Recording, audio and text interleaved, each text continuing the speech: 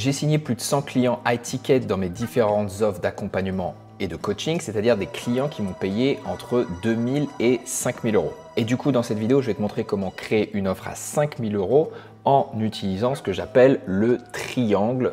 On voit pas très bien, triangle de l'offre. Et donc, ce que je m'apprête à te présenter constitue véritablement toute l'intégralité de l'offre que tu dois créer pour que derrière tu puisses aller la vendre tout de suite. C'est indispensable que tu comprennes les enjeux et de faire ce travail avant même que tu penses à poster du contenu ou encore pire à vendre. Donc voici ce fameux triangle, le triangle de l'offre. Et pourquoi un triangle? Parce qu'en fait notre offre gagnante elle va être constituée de 3 P, chaque P qui représente un côté de ce triangle. Si on commence par le premier P, le P de persona, c'est-à-dire l'avatar client. Et ça doit être le premier focus lorsqu'on veut créer une offre. Il va falloir identifier une cible, comprendre cette cible et cette niche en étant le plus spécifique possible, parce que ce que je vois comme erreur régulièrement, par exemple dans l'industrie du fitness, ce sont des coachs sportifs qui peuvent à la fois aider les personnes à perdre du poids, à faire de la prise de masse, même tout type d'entraînement, et donc ils se disent bah moi je suis assez complet, donc je peux tout faire. Erreur fatale, surtout quand on se lance. Sur internet, l'idée est d'aller dans la spécificité, dans la niche, pour que vous soyez vraiment dans un premier temps lié à une problématique ou un désir spécifique comme un produit avec, on va le voir par la suite, ce que vous pouvez délivrer. Donc il faut être très spécifique pour 2 raisons. La première raison, c'est parce que ça va vous aider à créer vos messages et tout votre marketing derrière. Si vous avez une cible trop large, là ça va être compliqué pour vous de vraiment aller toucher en profondeur les problématiques et les désirs de votre client idéal. Je prends l'exemple de un de mes clients, Johan, qui lui est un coach dans les finances personnelles. Finances personnelles, ça veut dire beaucoup de choses. Il s'est vraiment intéressé à ce sujet et il s'est rendu compte que les hommes et les femmes n'avaient pas la même approche et les mêmes désirs ou les mêmes problématiques par rapport à ces finances personnelles. Les femmes vont davantage chercher à aller épargner, économiser de l'argent pour X, Y, Z, alors que les hommes, eux, sont beaucoup moins intéressés par la notion d'épargne, mais beaucoup plus par la notion d'investissement. Du coup, Johan, en identifiant sa cible vraiment, et même s'il est dans une niche déjà qui est de la finance personnelle, on a été petit à petit et de plus en plus vers les femmes, vers un âge spécifique de ces femmes, parce que c'est elles qui s'intéressaient à épargner et que donc son programme cherchait pour ces femmes à épargner plus d'argent pour réaliser X, Y ou Z. Donc l'importance d'être vraiment spécifique dans votre persona, d'aller au profond et vraiment de la visualiser. Si vous n'avez aucune idée sur votre niche, sur votre compétence, imaginez seulement vous coacher vous, mais d'il y a quelques années. Donc, si vous avez réussi à avoir, et je reprends l'exemple du fitness, une transformation personnelle, lorsque vous l'avez fait, vous aviez quel âge? Dans quelle situation vous étiez? Quelles étaient vos problématiques à ce moment-là pour le faire? Comment vous avez surpassé tout ça pour arriver au résultat final? Prenez votre exemple et dites-vous, si moi j'avais 30 ans et que j'étais ingénieur, je vais aller chercher ces personnes-là parce qu'elles me comprendront davantage et parce qu'elles vont s'identifier à ma transformation. D'où l'importance, encore une fois, du persona et d'aller en profondeur là-dessus. Ensuite, le deuxième P va être celui de la promesse. Alors, quand je parle de promesse et le fait qu'il faut définir une promesse, là, ça fait peur à beaucoup de personnes. Parce que les gens se disent « Oh là là, attendez, moi je veux rien promettre du tout, je suis pas du tout à l'aise avec ça, mais cependant, ça va être indispensable. Si vous avez une expertise, des compétences, que vous avez réussi à avoir une transformation de vous-même et donc que vous l'enseignez, il va falloir pouvoir promettre un minimum de résultats. Attention à ne pas confondre la promesse de la garantie. C'est parce que vous promettez un résultat, parce que vous savez ce que vous transmettez, avoir des résultats et peut arriver au résultat et à la promesse, ça ne veut pas dire que vous le garantissez, évidemment.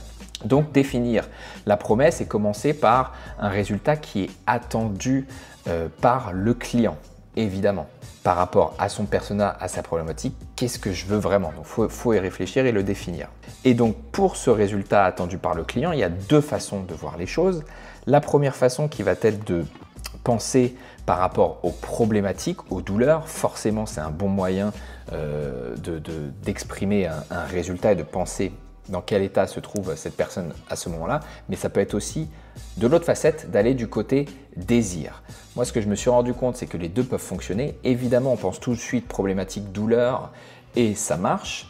Mais la personne qui est plus dans un objectif de résoudre sa problématique et sa douleur, et je trouve la plupart du temps un client qui va être peut-être moins investi dans le temps.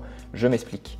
Si je prends l'exemple encore une fois du fitness et de la perte de poids, quelqu'un qui a du poids en trop et qui va essayer juste de perdre ce poids, eh ben, disons qu'il va faire les actions nécessaires, il va peut-être réussir à perdre du poids et puis après c'est fini parce qu'il était parti d'une problématique.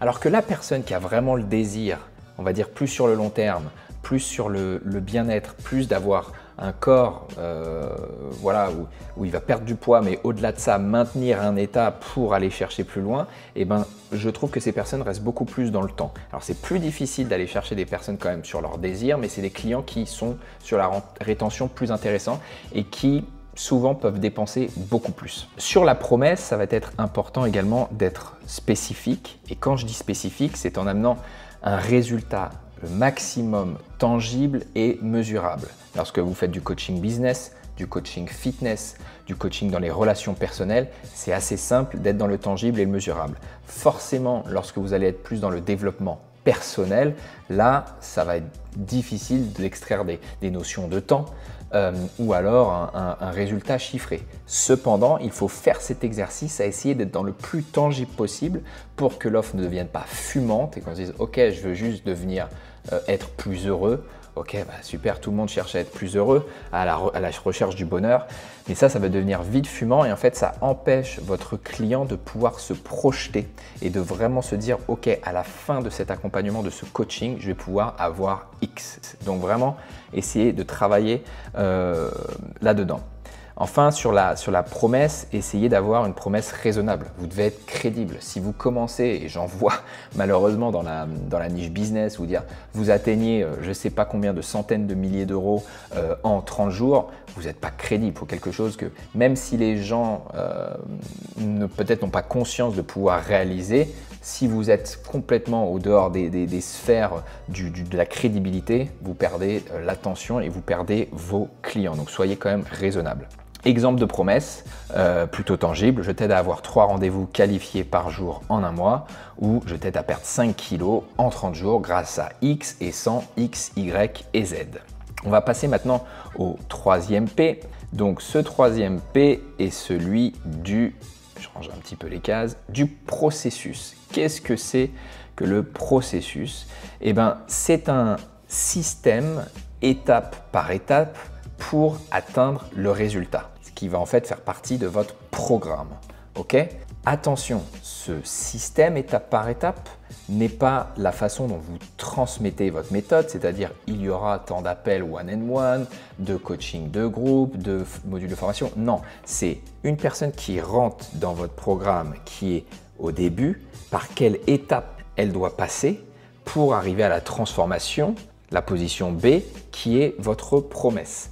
C'est ultra important de mettre en place ce processus et de bien y réfléchir pour 2 raisons.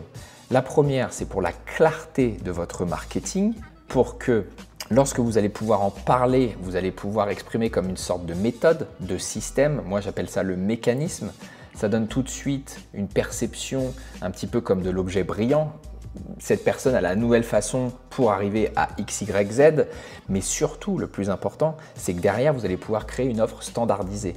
Et donc, puisque vous avez une cible très précise, vous savez à peu près ou même quasiment sûr dans quelle situation elle se trouve quand elle signe avec vous, et donc vous savez exactement par quelle étape, par quel chemin elle doit passer pour arriver à B, et que toutes ces étapes soient indispensables. Alors peut-être que certains de vos clients commenceront de l'étape 2, sur les 3 étapes s'il y en a 3, et d'autres commenceront par la première. Mais c'est important que vous mettiez en place des étapes parce que sinon, vous vous retrouvez dans une offre qui n'est pas du tout scalable, vous devenez finalement vraiment un coach à personnaliser chaque offre et donc là vous allez perdre de l'énergie. Vous aurez aussi aucune visibilité par rapport aux résultats de vos clients et de savoir ce qui fonctionne mieux ou ce qui fonctionne moins bien parce que vous allez vraiment personnaliser le tout.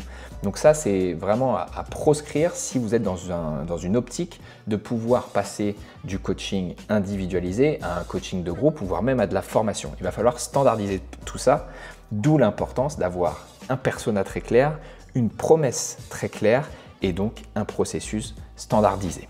Maintenant, ce qui est important à savoir par rapport à la création de cette offre, c'est que tout ce travail, il doit être fait avant que vous commenciez le marketing, le contenu, la vente. Et surtout, il faut bien comprendre que vous allez revenir sur ces 3 P petit à petit pour affiner votre marché cible, pour affiner votre programme tout simplement et que vous partez peut-être sur une direction et que dans cette direction vous allez encore plus vous affiner ou alors revenir en arrière pour partir sur une autre branche. C'est ok, c'est normal, ça fait partie de ce travail. Évidemment, le prix de votre accompagnement sera une résultante par rapport à la promesse. Donc qu'est-ce que vous allez pouvoir apporter à cette personne en termes de changement de vie, de transformation et également par rapport à la douleur ou le désir qui était de base. Plus vous allez régler un très gros problème, plus vous allez changer la vie de ces personnes, que ce soit sur le plan mental, sur le plan financier ou physique, plus vous allez pouvoir demander à ces clients.